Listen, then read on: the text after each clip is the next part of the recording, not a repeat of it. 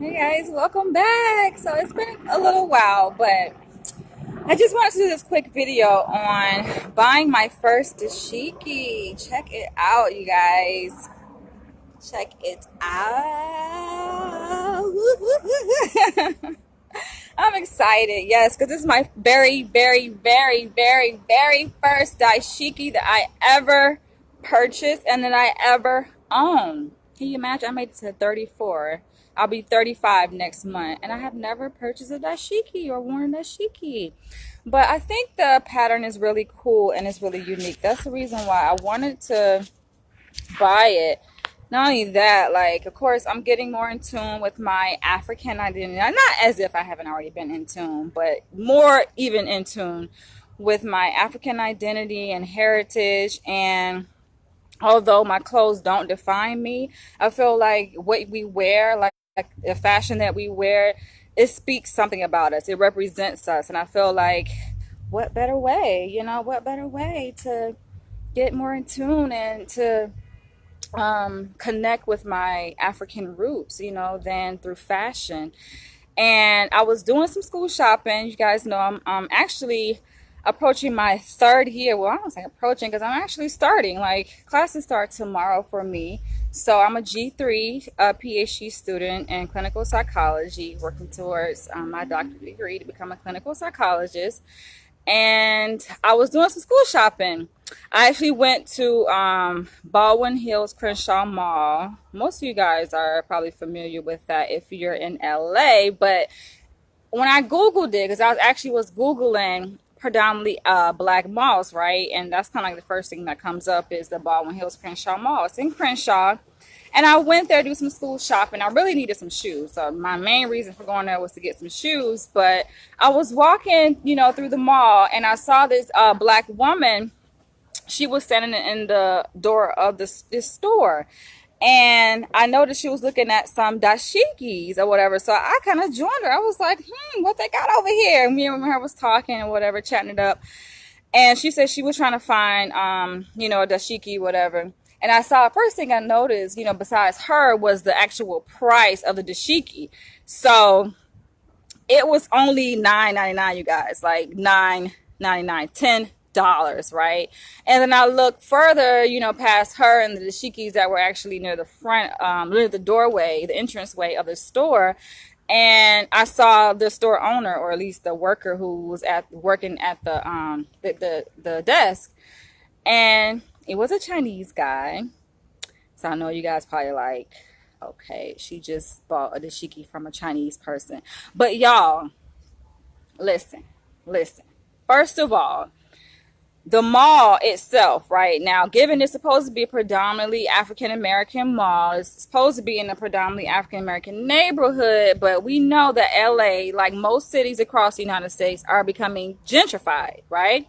So it's really a mixture of different people from different cultures, different nationalities, different races that live in the neighborhood and that shop there, that do business there. So hey, when you go through the mall, I didn't see any other. You don't see any like African stores there, at least that sell like dashikis anyway. So this particular store that I'm talking about, that I actually purchased my dashiki from, was the only store in the mall, at least to my knowledge anyway, that sells dashikis. Now, of course, it's not the only store in LA that sells dashikis. I'm kind of getting around and I'm learning different parts of LA. I've been here for 2 years, but, I'm still learning LA. And it's the only store in that particular mall, right, that sells dashikis. And then it's $10. So I never came across a dashiki shirt, or wear that is that cheap, you guys. Now, granted, I know the Chinese have a bad reputation of selling knockoffs, right? So, but when I bought it, I was really excited because I like the pattern. And this isn't the only one I bought. I actually bought two. And I was really excited, about the pattern. I'm going to show you guys something in a minute.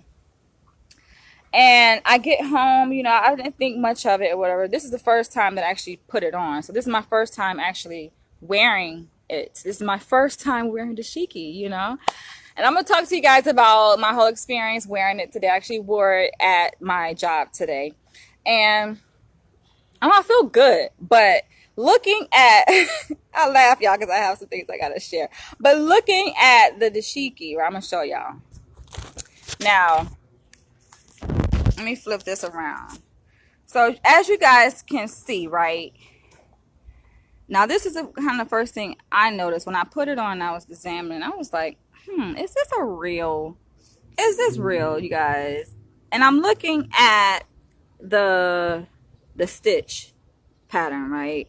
And I'm looking at it, I'm like, this can't be real, because look, it's not even, y'all. Like, just look. It's like crooked. It's a very crooked stitch pattern. I'm thinking like, okay, if it's legit, it has to be, I don't know, straighter than that. You guys can see the stitch in it. But aside from the stitch, I mean, the pattern itself, I like the pattern. You know, I showed you guys. I'll stand up and show you guys again. Maybe I should stand up and stand back so you guys can see. And it's kind of big. That's another thing. Like, it was pretty much one size. This is one size fits all. So I get to work today. Y'all, it's kind of big. Now, granted, I'm a small person. My height is like 5. I'm like close to 5'9". I'm like 5'8.5". I weigh 155 pounds. So I'm kind of a tall, slim person, you know. So I felt like, okay, one size fits all. When I put it on today, I felt like, oh my gosh, it's kind of big. Because look, you know.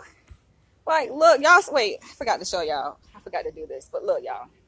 So I pulled it out like that, and I'm like, okay, it's kind of big, right?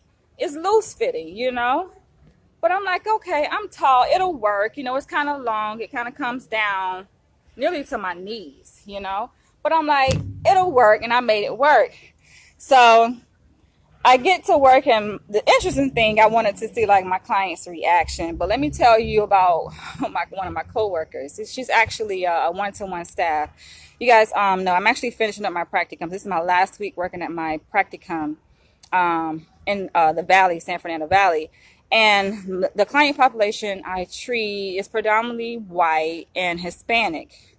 So I was interested in seeing like their reaction to my dashiki, because I never worn anything like this. This is really, I feel like this is like really flamboyant. It kind of really stands out. And I don't know, it's loud, you know, and I'm kind of more of a conservative person. Like, I don't like loud, flamboyant clothes, so to speak. But I felt like, you know, I just want to get, like I said in the beginning of the video, I want to get more in tune with my African culture, my roots. And I actually like the design. Like, I like the designs of dashikis, and I was interested in seeing like my client's reaction. And for the most part, well, let me tell you about my staff, the one-to-one, my coworker that I work with.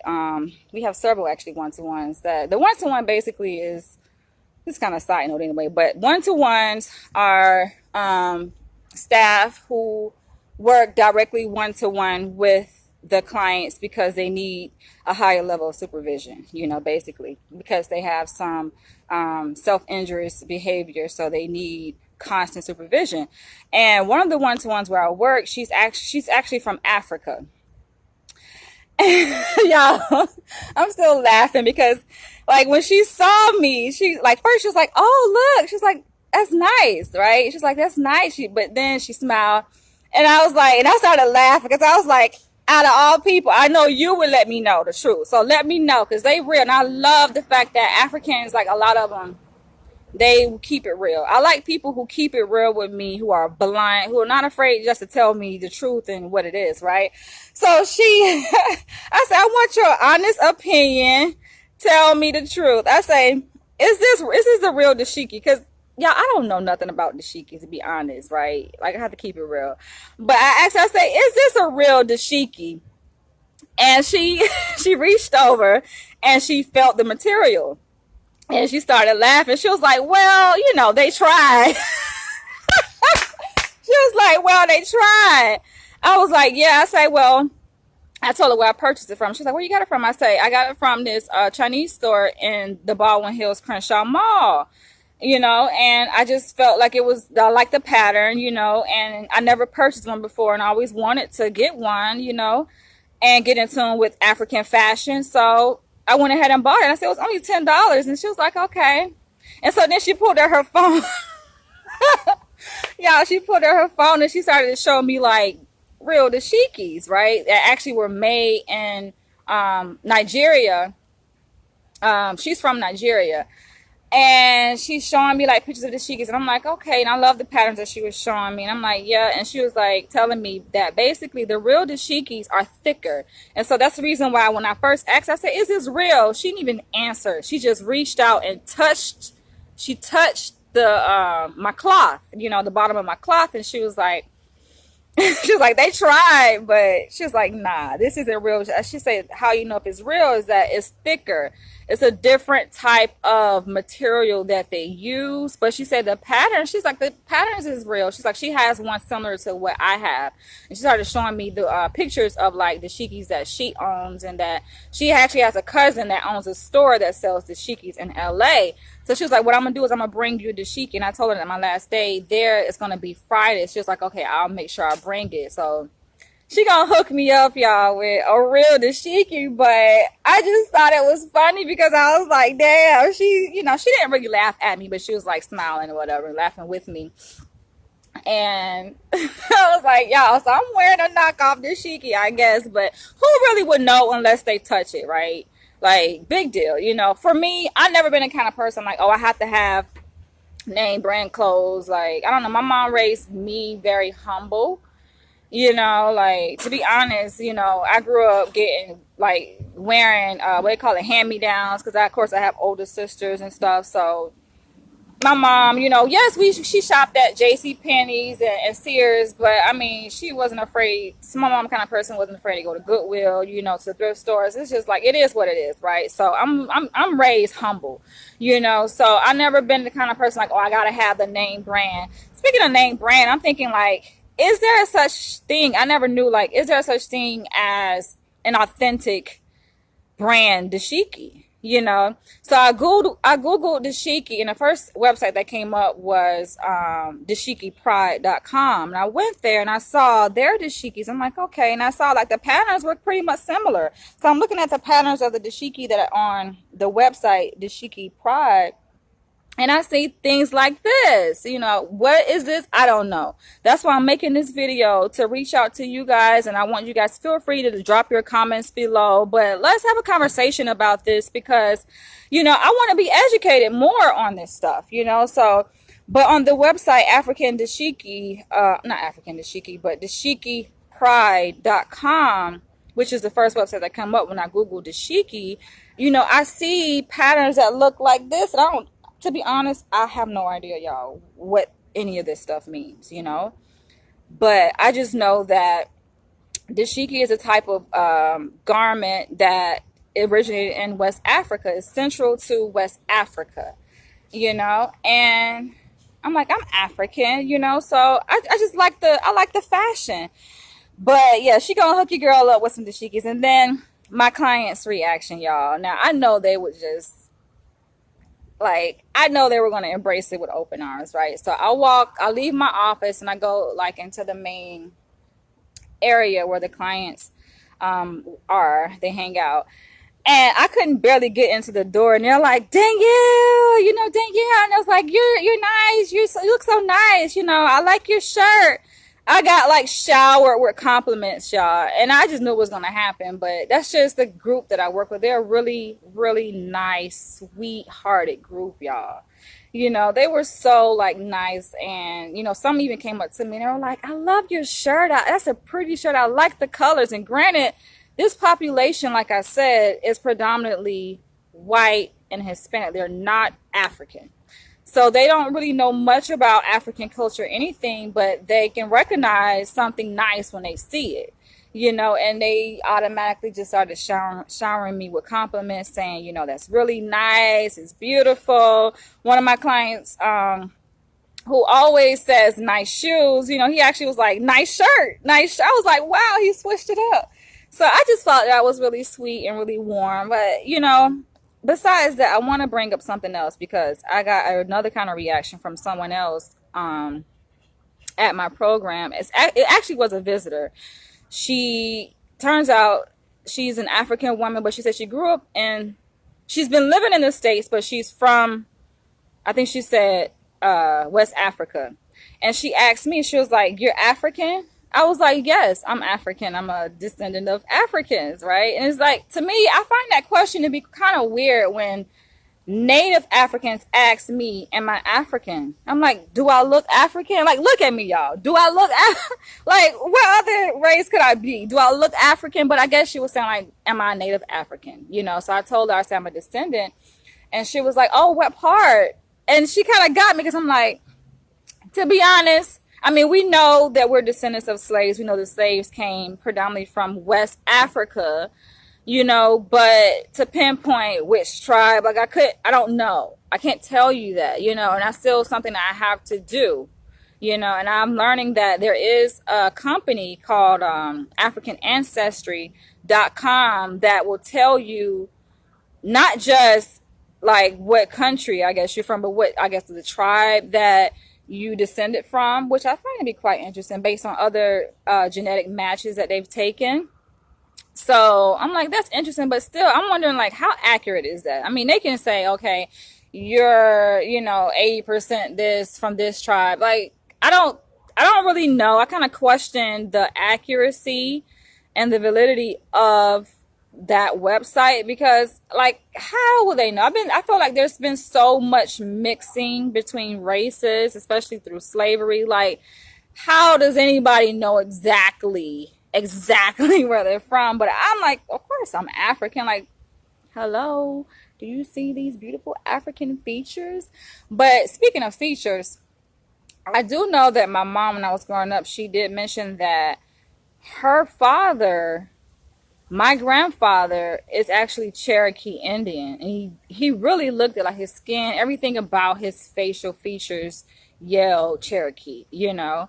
And so even my mom, like her features in her face, she has high cheekbones, and that's where I get my cheekbones from, my mom, and very smooth, you know, skin complexion. So who knows? I could be part African, part Cherokee, but that's something that I know I do need to do. I know I need to do my history, y'all. Like I say, I'm getting more in tune to my African culture, my African roots, because guess what? To be honest, like most of you guys watching this, like it's not like I'm alone, you know. Most of you guys watching this are only know American. Like that's the only culture that you know is American or Black American culture. To be honest, like we call ourselves African Americans, but to be honest, how many of us are really in tune with our African culture? So that's why I respect people like Dr. Umar Johnson, and many other people. I've come across many other leaders who are African centered, who are really, you know, centered in their African identity, who've gone back to Africa, as they say, go back to Africa, to revisit, you know, their roots, to learn more about their culture, you know, and to not only that, but to bring other African Americans from America to Africa so we can get repatriated. I think they call it repatriated to our African roots. So that's something that I'm actually in the process of doing, just to learn more about myself. I think it's really important to know, you know, who you are. Yes, I was born in America. I'm from Jacksonville, Florida. I mean, you guys can tell by my accent that I'm an American, right? Like, what other country could I be from? But, you know, that's just something that I want to do. I want to get more in tune with my African culture. Speaking of African culture, y'all, I had to show y'all this. It's probably reading backwards, so let me take the phone and flip it. But I love this Shea Moisture Daily Defense Body. It smells so good, you guys. And it was only, I got it from TJ Maxx and the same mall, by the way, for just $6. Y'all, this stuff is like wonders. I actually use it on my face and my hands, but that's just a little side note. I just had to share that. But I am in the process of doing that, you know. And not only that, but my research, you guys, is centered in understanding Black identity. Black identity in terms of African American identity. You know, I think that's so important to see basically there's different stages, the process that African Americans go through throughout their life, because it's a continual process that we go through of Black identity development and living in the context of white supremacy. So that's what my research is predominantly on, and also on acculturation and implicit racial bias. That is the the um, the nut and bolts of my research study. You guys can learn more about that at behappy.org, spelled BIHAPI.org. It stands for Black Identity and Health and African People International. International because my research, although I'm starting it on the African American population, I'm going to extend it cross culturally to Africans across the diaspora. So that's just my passion and my life work, and you guys can see and learn more about that as the time progresses. But speaking of time, like I said, I'm a G3 PhD student in clinical psychology, so I'm actually approaching my dissertation, you guys. Like this year, this semester, tomorrow, literally, I begin to basically develop my dissertation, which I've already kind of been developing since I've been in the program. Like I've already started laying the groundwork for my dissertation, my research. Basically, you guys don't know, dissertation is a huge research project. It's a study that PhD students do, and that's basically what grants us our PhD. So it's a really important project that we do. And, you know, it's a study that it is encompassed within that project that I am going to launch. Actually, it's like a multi-part study that I'm going to launch. I've actually carried out a preliminary study, which I did in my research prac, which I've been working on for the past year now. So you guys can you guys can go to my website and learn pretty much all about that at behappy.org. Excuse me, you guys. It's like, it's the end of the day for me. My brain is kind of a little bit, tired, but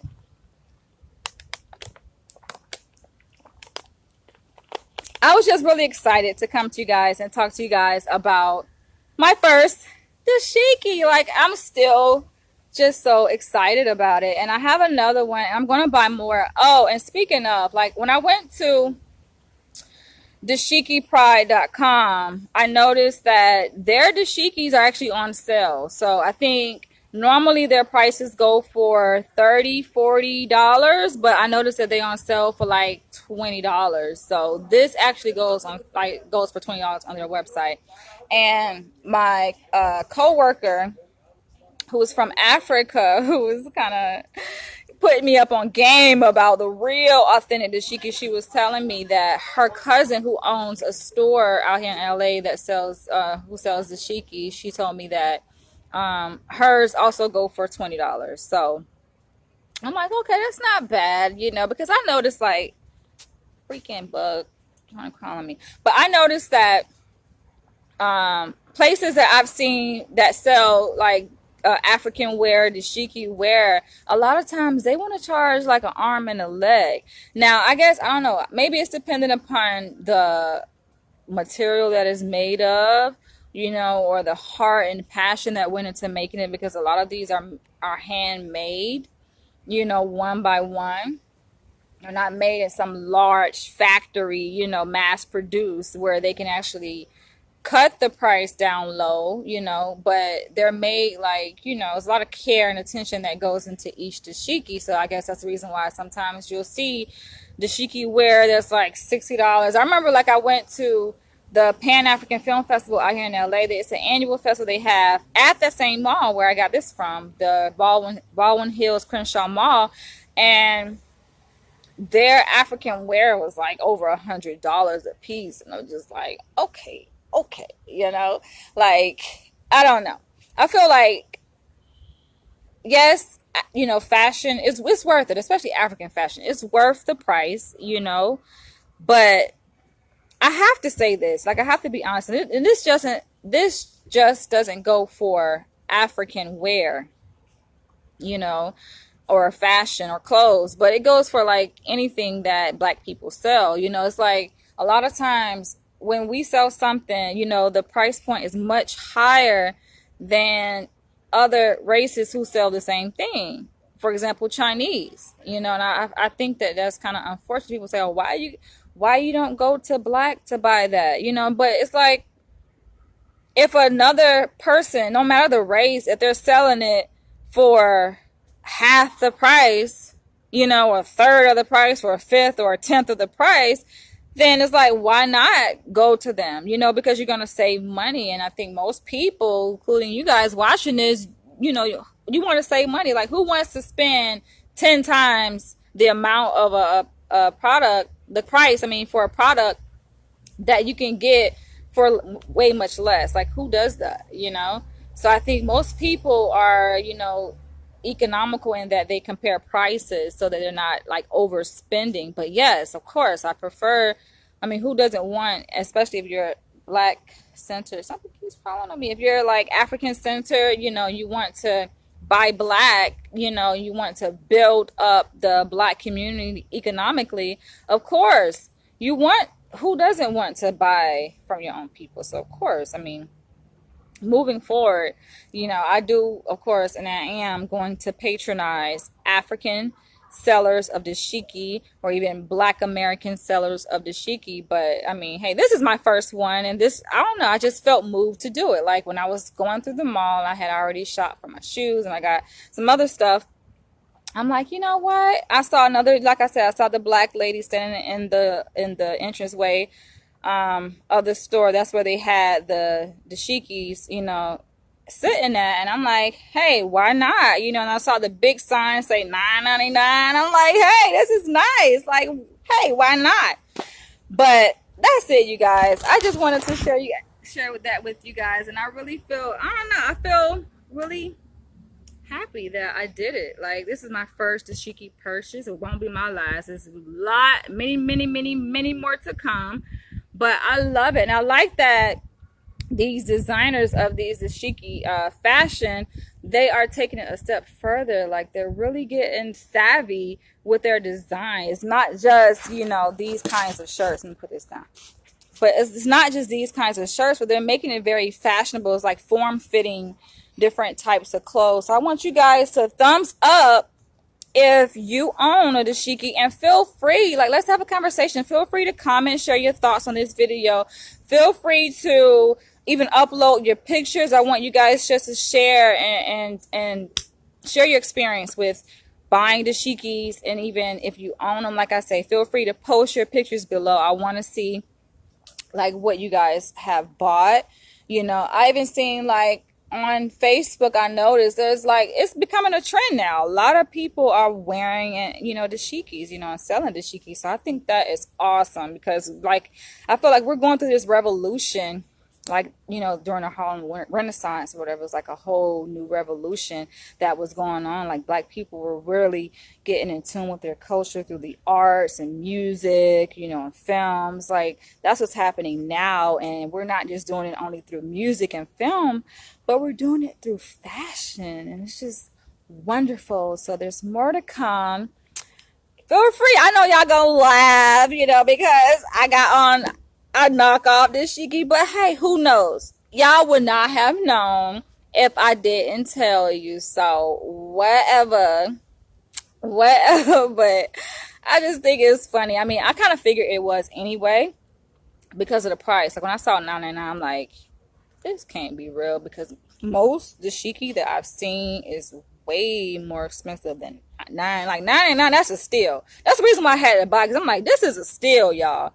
So if we don't want Chinese people or other people from other races so-called stealing our dollars or taking our dollars, and we got to find a way so that we can still produce and sell authentic wear or products, at an affordable price that people can afford. Because when you look at some of the prices of the dashiki, the average, come on now, like, a lot of black people, we want black people to be more African centered, but let's be realistic, y'all. Can they really afford it? And we say, oh, well, they can afford Jordans or they can afford Gucci. True enough. True enough. But when it comes to, like, clothes, a lot of times black people, we don't really spend that much money On clothes, even clothes, like, yeah, we may get name, a lot of black people may wear a name brand, excluding myself. I'm not really big on brands. I feel like I am my own brand. I can create brands, but I'm not big on necessarily like clothing brands and having to buy like really expensive clothing brands. But even black people who are, a lot of times they still want to buy the most affordable, least expensive, economical name brand clothes.